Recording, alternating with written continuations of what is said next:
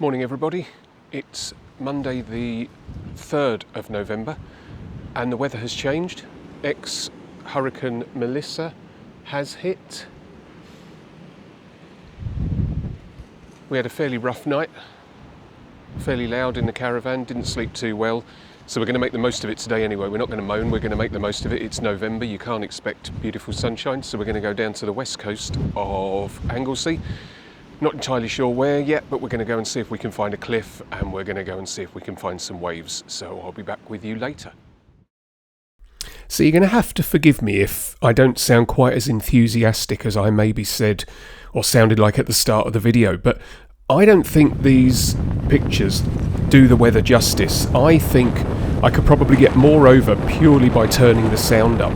Honestly, the weather was absolutely awful, but for whatever reason, the waves weren't enormous. It really didn't look that spectacular. What I should have done was taken a video of me, because I'm probably stood at about 45 degrees, looking completely windswept and very nearly out of control. And this foam was everywhere. I thought that this was some kind of chemical spill, but I understand, after watching Christopher Nolan's Dunkirk, I understand that this is a fairly common occurrence. When storms whip up the sea, there's some kind of chemical activity goes on and you get this foam. It was everywhere, it was flying around, it was really strange to see. From there we headed towards South Stack Lighthouse, but we stopped about halfway, pretty much in the middle of nowhere. There really wasn't very much up there. I wanted to go and look at an island, and all Google says is Dinas. Now, when I've looked up what that means in Welsh, it means fort or hill fort. So I assume at some point this was a fortified island, but it's just an island now. But we thought with the high cliffs and everything, it might look spectacular. Now, I don't know again if it's coming across. There was more of the foam, but you really did not get a sense of any massive waves, which is really what we went out to see. But again, if you get anything from the sound, you can tell how vicious the wind was. This bit was hilarious. What you won't know is there is somebody about 10 feet from me going, "Will you come back? That's too dangerous, that looks terrifying," etc, etc, which I found hilarious. It didn't seem that frightening to me. Looking back, actually, again, if there was a really strong gust of wind, I could have been blown over the side, but it didn't feel like that to me. I'm just going to leave the next bit to play without the sound turned down, because again, I don't think any of this is giving you a sense of just how amazing this was. This weather was absolutely awful, and you just can't tell. So the next bit, I'm just going to whop the sound up to 100% and let you hear for yourselves.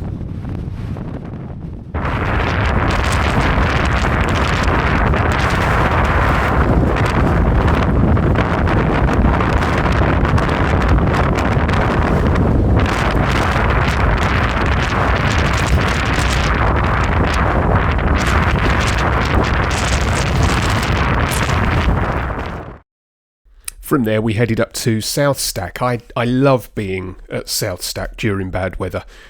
There's a cracking cafe there now, so we stopped, parked up and went in the cafe, got warm, got prepared, and then headed out. Now again, maybe I'm wrong, and I know I've said this over and over, but these pictures really do not do it justice.